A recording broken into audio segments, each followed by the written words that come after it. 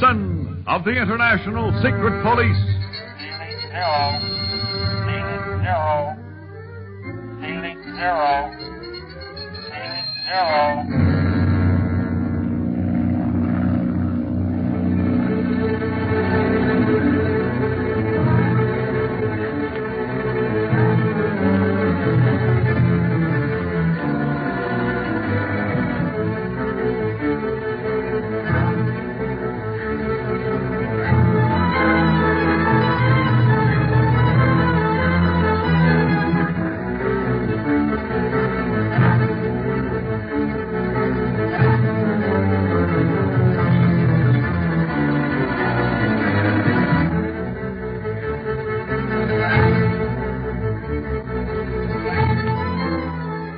Speed has gone to Nagchuka to summon Bob Gilmore and his men to gather in Lhasa preparatory to an advance on the headquarters of the Octopus in the pass of the Iron Dagger. His uncle Clint has remained at the house of La Chotzi Ring to formulate the best method of attack and also listen for word from Barney, who has flown to Black Pass for Chief Tipo and his prisoner Chen, chief pilot of the Octopus squadron of planes. Meantime, another Octopus plane containing Quan Wu has been waiting for Barney to start his return flight. The moment he gets in the air, the enemy plane drops like a hawk, spitting machine gun bullets at the plane piloted by the surprised Barney. The two planes are engaging in an aerial dogfight, and Barney is hard put to outmaneuver his enemy. What are you doing, Dunlap? I'm trying to dive out of his way. Then if we can play hide and seek in these clouds, I'm going to try and get above him and give him some of his own medicine. Get on our machine gun, Chief Tipo. Can you work one? Yes, but how can I from a plane like this? Oh, it's a special job. Here, slide back that hatch. This? That's right. Wait a minute now. We're in a cloud. I'm going to climb again.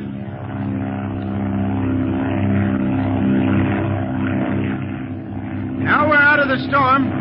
Can you see anything of the Octopus plane? Not yet. He must have followed you into the clouds. You're telling me? That babe was on my tail every minute. We got enough holes in our wings to make a swell sieve. I only hope they hold up in this dogfight.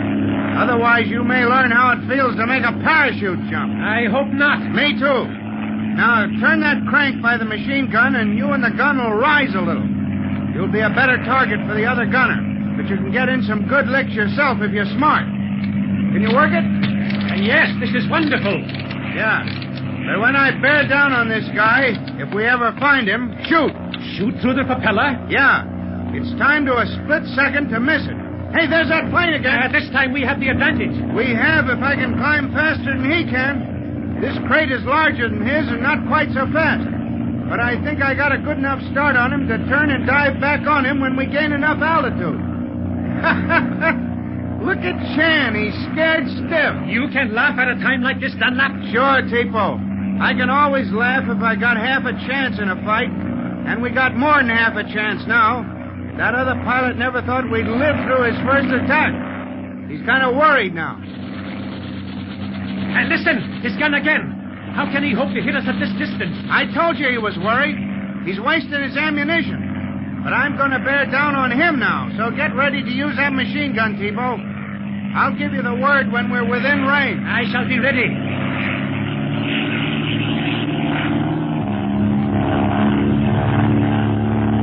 Let her go.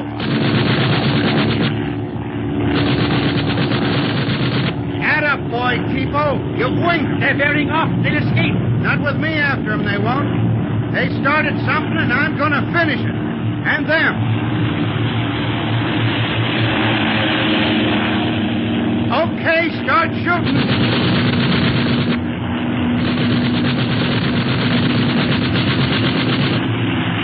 You got him. You punctured the fuel tank. The ship's afire. There they go. Poor guys. But it was either them or us. Come on inside now, Chief Tipo, and we'll hit for home. And her brother. What an exciting life they have had. And excitement has its bad points as well as good, Dawa. I guess you've learned that during our stay here. Huh? You mean the episode concerning the arrow in the garden? Yes. Yes, that was very bad. Both Speed and I would have lost our lives had he not sensed the peril in time. Well, That sounds like a car. Must be your father and Speed. I shall see. It is, Mr. Barlow, and they have someone else with them. Someone else? Let me see. You see, they are helping him out of the car. Oh, yeah. What? Why, it's Larry Winfield. How could he have recovered as quickly as that? I don't know, Darwell. Those vapors of sleep that the Octopus used on him were unknown to Dr. Kingsley. Without added doses, the recovery must be rapid. A little food and rest, and Larry seems to be well on the way to recovery. He is still very weak. Speed and my honored male parent are supporting him. Yes, so I see. Let's go to meet them, huh? They must have brought him here for a very important reason. Yeah, Speed is beaming like a plane beacon. Oh, here we are. Hi, Clint. Hi, Darwell. Well, how are you? So, Lawrence Winfield is himself again, huh? You bet. As soon as he gets strong again. Larry, this is my uncle, Clint Barlow. Oh, Barlow. Words can never express my gratitude for what you've done for Marcia and me. Oh, now don't think about things like that, Larry. Here, sit over here in this easy chair. There. Does that feel better? Yes, thanks, Mr. Searing.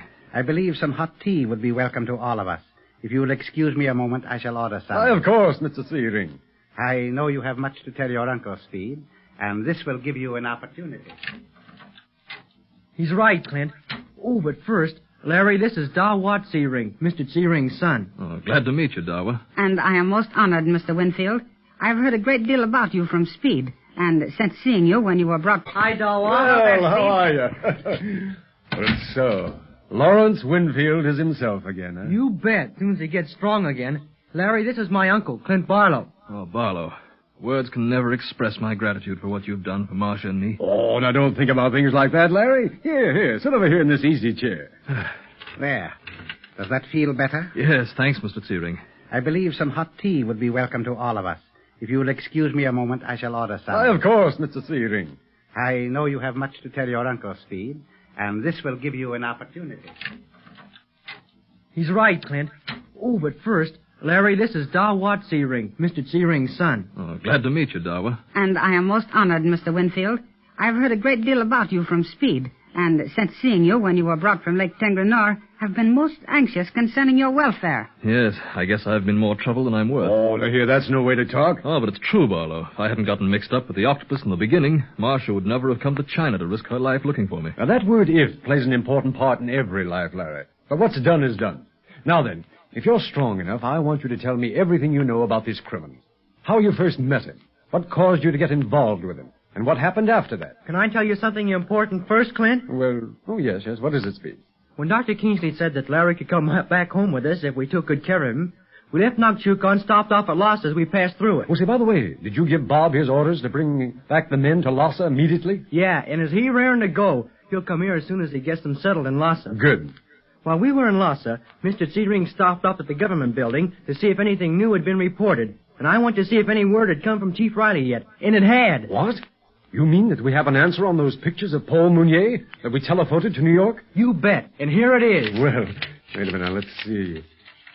Can discover no resemblance in telephoto pictures of Mounier to pictures in Rogue's Gallery. This proves we have no photographic record of Octopus. Well, that's a disappointment. Not such a big one, Clint. It was just a shot in the dark anyhow. You thought it might not match up with any of them. Yes, I know, Speed, But those pictures I took are going to be valuable anyhow. Larry Winfield knew the real Paul Mounier. What? Yes, I met him in Hong Kong. Well, then you could identify him from a picture? Yes, it was 3 years ago when I saw him, but he had such a striking face I'd know him anywhere. And even if you saw another face made up to look like him? Well, what do you mean? Shall I get the pictures, Clint? I have them in my room. Oh, yes, Speed, and hurry. This may be the turning point of the whole case. Okay, I'll be right back. May I see that cable from Chief Riley, Mr. Barlow? I have never seen one before. Oh, yes, of course, Lala. Here you are. But this is not the message you just read to us. This one says, weather unfavorable for scientific expedition. Supplies low. Stand by. Well, the International Secret Police have a code, Dawa. We send all our important messages in code. Oh, now I understand. Your organization is wonderful. I hate to think of what would happen to us if it hadn't been for the secret police. We operate to capture such criminals as the Octopus, Larry. And then law-abiding citizens won't be in such deadly danger. Yeah, here is the tea, gentlemen. Dawa will pass the bowls and pour the tea. It'll taste mighty good to me. The weather's very cold. Yes, night is drawing on. I do hope that Barney and Chief Tipo return before darkness. Yes, I hope so too, Dawa. They should, if everything has gone right. But now that we have our tea, suppose you begin your story, Larry. All right. Well, Marcia's already told you that I came to China as engineer for an oil company. Now, this company was interested in the possibilities of oil in Tibet as well as in China. Yes? I was making a good salary and decided to experience as much as I could of the Far East. While we were planning the expedition, I had my nights to myself, so I fell into the habit of gambling. Is that when you met Bob Gilmore? No, I met him a little later, Dawa. I thought I was having a fine time, even though I kept losing steadily. Didn't want to borrow on my salary, so a wealthy Chinese gentleman, Quan Wu, told me that he'd lend me the money to pay my gambling debts. I could settle with him as I was paid. Quan Wu? I have heard you mention that name in connection with the octopus. Why, certainly. Wu's the right-hand man of the octopus. Why, I knew nothing of this. Wu was welcomed everywhere, highly thought of. Here are the pictures, Clint. Oh, yes, thank you. Hey, wait a minute. That sounds like a plane. Barney's coming in. Has he enough light to land, Mr. Barlow? Yes, Dawa. Let's go out into the field, huh? Oh, will you please stay here with Larry, Mr. Ziering? Of course, I shall be most happy to. I don't want to let him out of our sight for a minute. The octopus may have spies in the neighborhood. You'll have to wait for a few minutes, Larry. All right, Barlow. I'll drink some more tea while you're gone. Yeah, the boy. Come along, you two kids. Gee, it sure is cold. I'll say it is.